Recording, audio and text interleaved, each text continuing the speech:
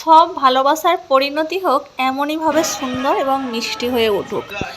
তো আজ সন্ধ্যায় আমাদের একটা বিয়ে বা ইনভাইট ছিল, তাই আমি দেখো পুরো রেডি হয়ে গেছি। তো আমি একটা জামকারের ঢাকাই পরেছিলাম, সাথে হোয়াইট ব্লাউজ, পালের নেকলেস। তো এই জামকারের ঢাকাই আমি গিফট পেয়েছিলাম, স্বাদের নেওয়া শাশুড়ি দিয়েছিল। তো শাড়িটা আমার ভীষণ পছন্দের, মানে কালারটা আমার ভীষণই পছন্দের। তাই বিয়ে বাড়ির জন্য দেখো হালকা পাতলা, যেহেতু বর্ষাকালটা হালকা শাড়ি পরে নিয়েছিলাম। এদিকে দেখো আমার সোনু রেডি হয়ে ও কিছুতেই দাঁড়াবে না, মানে ও রেডি মানে এক্ষুনি বেরিয়ে যেতে হবে, ও কারোর জন্যই দাঁড়াবে না।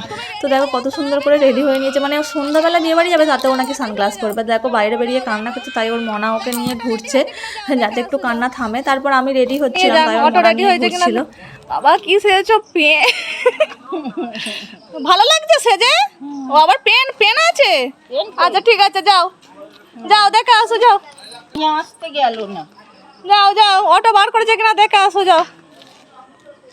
ও আর দাঁড়াবে না, ও রেডি মানে ও বিয়ে বাড়ি চলে যাবে। গাড়ি উঠে গেছে। কে আগেই অটোয় উঠে বসে আছিস? হ্যাঁ ভাল লাগছে। ও বসতে হবে ওর কোলে না, মানে ও কোলে বসবে। ও তুমি কোলে বসবে আমার? আচ্ছা ঠিক আছে। তাই যাচ্ছ মামাই করে খেতে?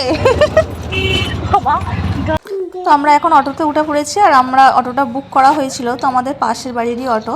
তো আমরা সবাই মিলে দেখো এখন বিয়ে বাড়ি চলেছি। তো বর্ষাকালের বিয়ে বাড়ি, যেহেতু একটা গাড়ি বুক করে থাকলে কোনো চিন্তা থাকে না, যেহেতু ছোট বাচ্চা নিয়ে যাচ্ছি। তো এখানে দেখো বিয়ে বাড়িতে পৌঁছে গেছে। প্রথমে দেখো কত সুন্দর লাইটিং করেছে, আর এখানে দেখো অর্কেস্ট্রার হবে, তো ওখানে মিউজিক বাজাচ্ছিল। তো রাত্রে ফাংশন আছে, আজকাল বিয়ে বাড়িতে প্রায়ই হয়ে থাকে, আমার খুব ভালো লাগে এরকম ফাংশন দিলে। তো এই যে বাড়িতে ঢুকতেই দেখো প্রথমে তারামায়ের মন্দির, খুব সুন্দর মন্দিরটা। তো বাড়িতেই অনুষ্ঠান ছিল, তো দোতলাতে দেখো রিসেপশনের জায়গা ছিল। তো এই যে রিসেপশানে দেখো এখানে গিফট দেওয়া হচ্ছে, তো এগুলো সব রিকুর ফ্রেন্ড।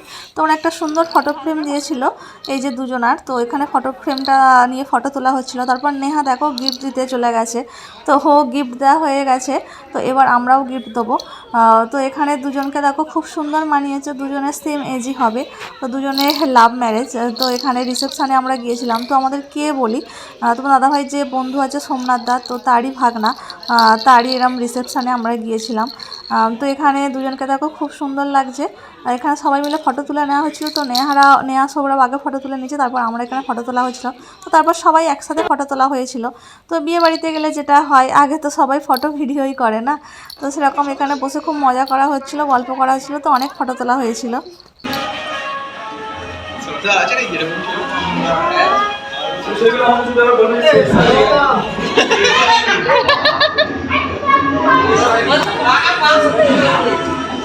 ওকে নামিয়ে দাও ভাই, একটু হাঁটু।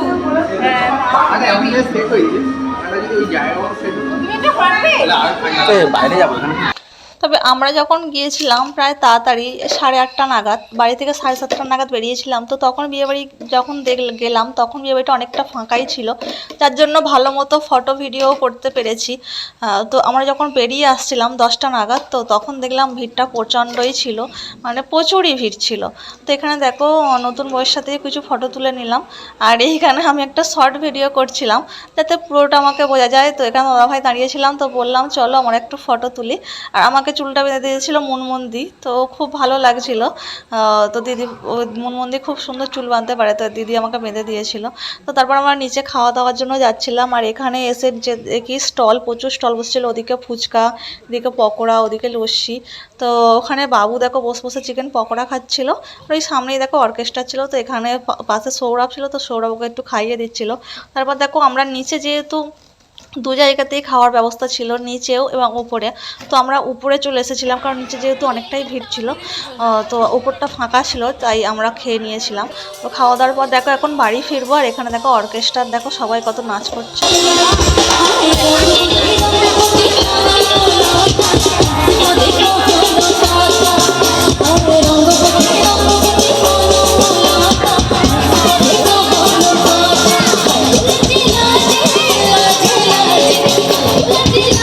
তো বিয়েবাড়িতে এরকম অর্কেস্ট্রা দিলে খুব ভালো লাগে, তো রাত্রে সবাই এরকম নাচ গান করবে, তো আমার খুব ভালো লাগে এইগুলো। কিন্তু আমি বেশিক্ষণ থাকতে পারিনি, কারণ ছোট বাচ্চা, তো তার জন্য তাড়াতাড়ি বাড়ি চলে এসেছিলাম, প্রায় 10:30টার মধ্যেই বাড়ি পৌঁছে গিয়েছিলাম। তো যাওয়ার সময় বাবা একটু অসুস্থ হয়ে পড়েছিল, ওর একটু গাড়িতে প্রবলেম হয়, তো একটু বমি হয়ে গেছিলো। তারপর বাকিটা সব ঠিকঠাকই ছিল, তো আসার সময় ঘুমিয়ে পড়েছিল, অসুবিধা হয়নি। তো চলো আজকের মতো টাটা।